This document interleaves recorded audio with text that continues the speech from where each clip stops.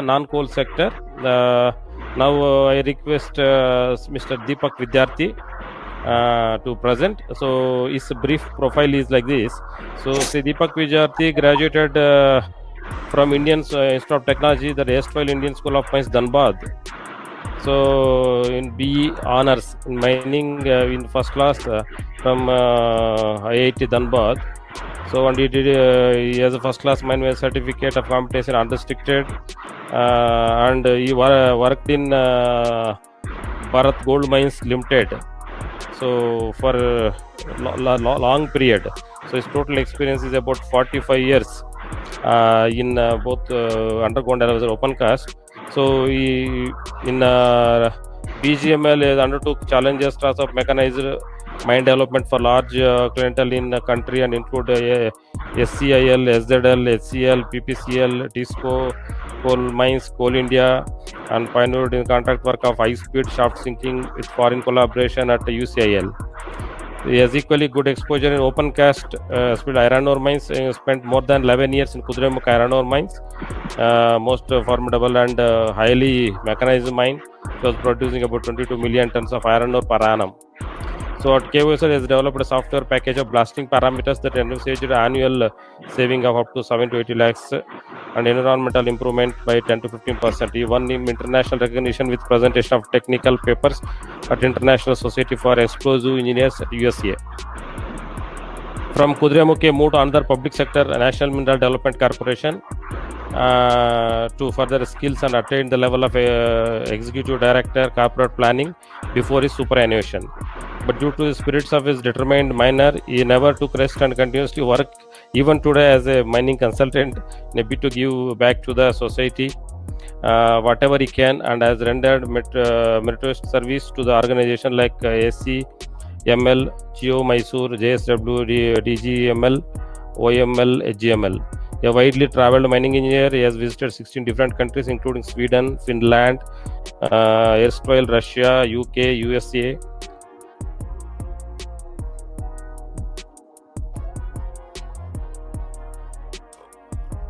Sorry, yeah, I'll continue, sir. Yeah.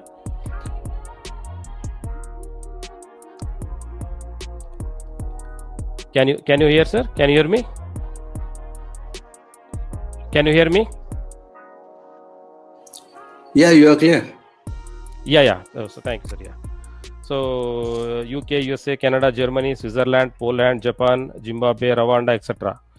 He has gainfully utilized his rich experience in documentation, presentation about 104 technical papers in various national and international seminars, conferences, including a webinar conducted on crisis management, and besides authoring a book titled Indian Iron Ore Mining, published in the year 2007.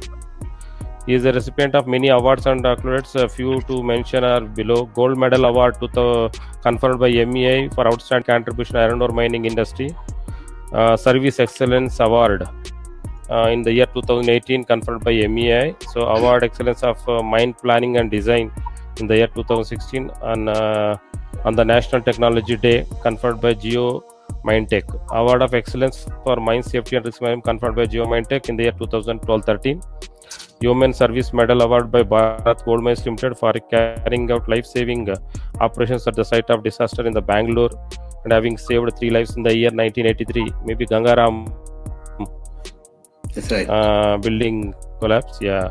So evincing a very keen interest in technical fora, he is a life member of many reputed institutions like World Mining, Technical Society, Sweden, MEI, MGMI, IMEG, etc. He is a National Council member of Mining Engineers Association of India.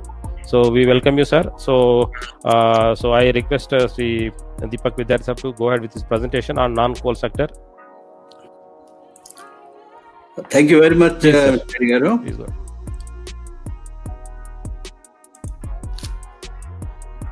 Yes, sir. Please go ahead, sir. Yeah. Good morning, everybody. Just a stroke of 12. Good morning or good afternoon, all same. We had 2 wonderful presentations before that. One was the keynote address by Mr. Pichumuthu, and second was by Mr. D.N. Prasad on coal sector. So I'll make a very brief presentation, as the major parts have already been covered by the 2 prolific speakers earlier. So I'll just limit myself and I'll start my presentation now. This is on the latest amendments from 2015. The recent changes in the mining laws and their impact on the mineral industry. Reasons for introduction of the MMDNR Act 2015, mainly to rectify the drawbacks of the MMDNR Act 1957, to remove the discretion in the grant of mineral concessions. Auction was decided to be the sole method of allotment. The salient features of MMDNR Act. First, as I said, removal of discretion.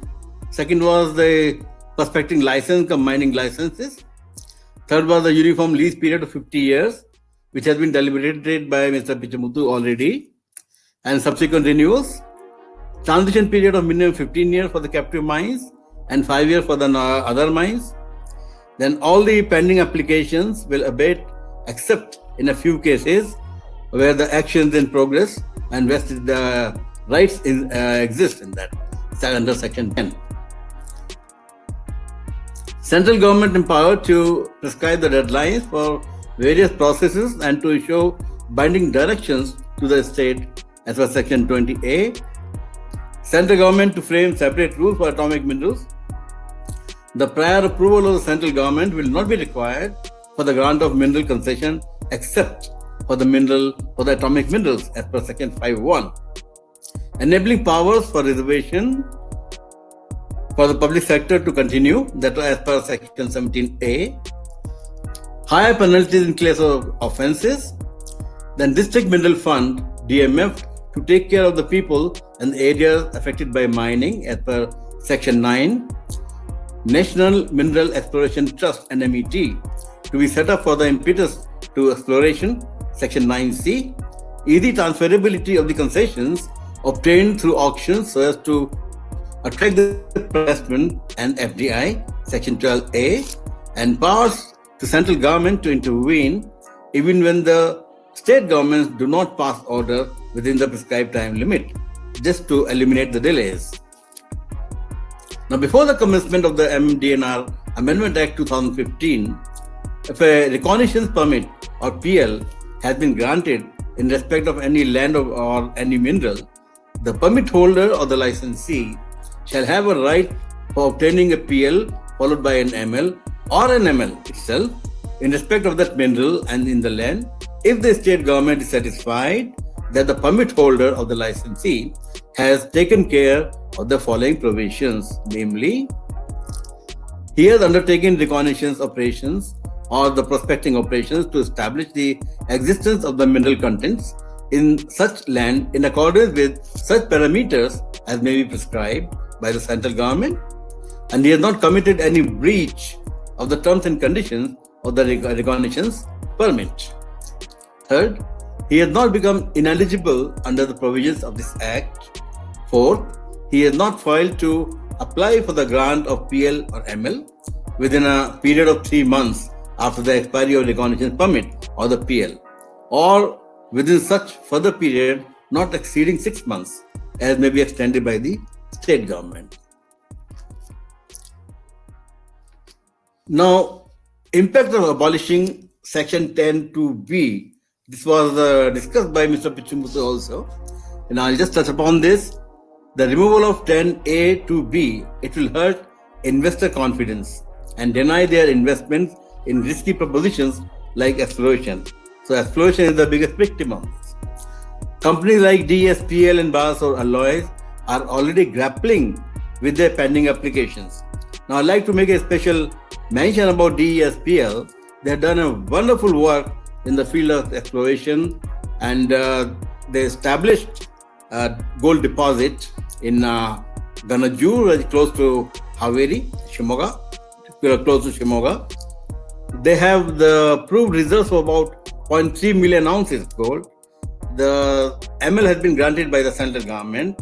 It was done way back in 2015. But to date, the state government has not acted. There was a reminder in 2017 also, but it's still pending. And if it takes 5 years to get a basic permission to start the work, God knows where do we end. Transfer of statutory clearances has already been deliberated. Efficiency in production and research. Now, efficiency in production can only come if the clearances take place fast. The clause 10A2C of the MMDNR Act allows for pre-auction regime, pre-auction time to get a license within 2 years when the auction of the mines began in 2015. That means from the time the auction started, within 2 years, the pre-auction regime mines could get their license. If the central government has communicated prior approval as per subsection 1 of section 5 for the grant of an ML, or if a letter of intent has been issued by the state government to grant an ML before the commencement of the MMDNR Act 2015, the ML shall be granted subject to the fulfillment of the conditions of the prior approval or the letter of intent within a period of 2 years from the date of commencement of this said Act. Provided that in respect of the minerals specified in the first schedule, no PL or ML shall be granted under clause B of this subsection except with the previous approval of the central government. Now, first schedule, mostly it will be about the coal, lignite and the atomic minerals. Now, coming to MMDNR Act of 2016, what were the reasons for the introduction of 2016? Number one, to define the lease area. Now, this remains subject of debate even today. The holders of ML are entitled to dump mining waste or rejects in adjacent areas, even if such area does not fall within the mining lease, subject to environmental, forest and other clearances. And further, such dumping may not affect the payment of royalty, because it's not a mineral which is being dumped, it's a waste. So no royalty is required to be paid. I have taken up one case of one of the mines with the IBM. At that time, this law was not there. They said within mining lease only you have to dump. We found it extremely difficult to scoot within the mining lease area. Anyway, this thing is now still under debate. It's not been clarified. But then if this comes, it will be a big relief. But the only thing is that the land has to be in the hold of the concerned ML lease holder. Transfer of mining leases. Section 12A allowed transfer of such concessions that were granted through auction. The captive mining leases that were granted otherwise than through auction would be transferable on approval of state government and payment of the transfer charges. The transfer charges as prescribed by the central government from time to time, and depending on the and case-to-case basis. Section 12A is not applicable to coal, lignite, and atomic minerals. Now, transfer of mining leases, Section 12A, however, the state government of Odisha appears to have taken a position that the transfer of shares of the company holding the ML will tantamount to transfer of mining lease itself. The issue is yet to be resolved. Coming to the Amendment Act of 2020, the expiring of leases, Section 8B, vesting orders. For obtaining the rights, approvals, clearances, licenses, etc., a nodal officer of the secretary level shall be appointed by the state government in the case of the leases expiring in the subsection 5 and 6 of Section 8A within 1 week from the date of notification of NCR 2020. The vesting order shall be valid for a period of 2 years, and the new lessee shall have the right to operate the mine. New lessee shall not more than 120 days from the date of execution of the ML apply fresh for all the rights, approvals, clearances, licenses to continue mining operation beyond 2 years. He shall continue the mining operations as per the approved mining plan of the previous lessee till the new mining plan is prepared and approved. New lessee shall switch over to the new mining plan conforming to the approved quantity and the conceptual limit of the mining plans. Expiring leases. New lessee shall be facilitated to obtain the approvals required for mining operations through a single window clearance system. No authority shall reject the grant of any rights, approvals on account of past violations or outstanding dues of the previous lessee. As per Section 4B, during the first 2 years from the date of execution of the new lease, the new lessee shall maintain a minimum dispatch of 80% of the average annual production of the preceding years, failing which appropriate action in accordance with the mine development and production agreement shall be initiated against the lessee. Auction of the expiring mining leases. The state government shall conduct the auction of an expiring mining lease well in advance of its expiry to prevent the disruption of the production of minerals and to ensure a smooth transition from one lessee to another. The state government shall complete the auction process at least 6 months before the impending expiry of the mining lease. Gentlemen, here I am showing you two maps. One on the left side is the showing the leases within the country that expired on 31st of March, and the right side shows the auction leases as on date. Now this, if you see, this is the state of Goa, then Karnataka, then Andhra, Odisha, all these states, the number of leases which were expiring on 31st of March. Total comes to 332. And these are the mining leases which have been auctioned as on date. There are only 98. Out of 332, this is the state of the mining lease in India as on date and the impact on the production. Both things are covered in this particular slide. Out of 332, the number of iron ore mine leases expired on 31/3/2020 are 232, as I shown in that map. Non-operative mines were 208, operative mines were 4.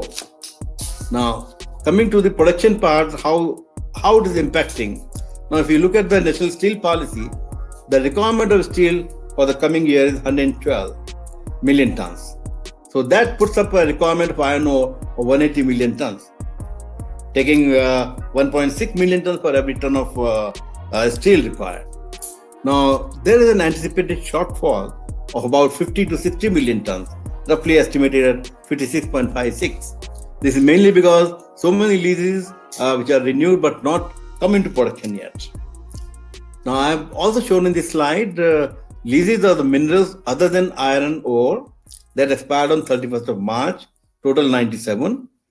Each mineral was I have shown here: manganese 21, bauxite 14, limestone 23, chromite 4, graphite 2, garnet 1, and other minerals 32. Status of mining lease in India as on date: operating and non-operating mines. Non-operating mines are 42 in Karnataka. Operating mines are 48.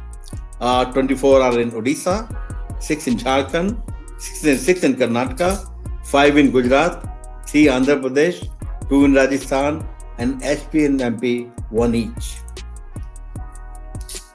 Gentlemen, I'd like to conclude with this, saying that the amendments of the MMDNR Act opened up multiple vistas in the field of mining, ranging from auction, expiring in mining leases, transfer of statutory clearances, captive, non-captive mines, non-exclusive recognition permits, efficiency in production and productivity, inordinate delays in the grant of mineral concessions in the pre-auction regime, etc. There are merits, demerits. Some of them have already been discussed by the previous speakers that need to be weighed in the right perspective by the authorities as well as the operators to result in improvement in the industry, the mining industry. Now, before I end, I would like to express my sincere thanks to the chairman, Mr. Dhananjay Reddy, the secretary and the secretary of Bengal chapter, MEAI, for arranging a webinar on a proactive policy and reactive approach. Very good subject, a burning issue in the mining sector today, and giving me an opportunity to views and thoughts on this. And I'm deeply indebted to Mind Magma team for having arranged the webinar so meticulously. And my special thanks to Sabyasachi Nayak of Team Mind Magma for his help and cooperation extended to me. Thank you very much, gentlemen, everybody, all the participants. Thanks a lot. My special thanks to all the participants for patiently listening. Thank you, sir. Thank you very much. So, a wonderful presentation and a brief also.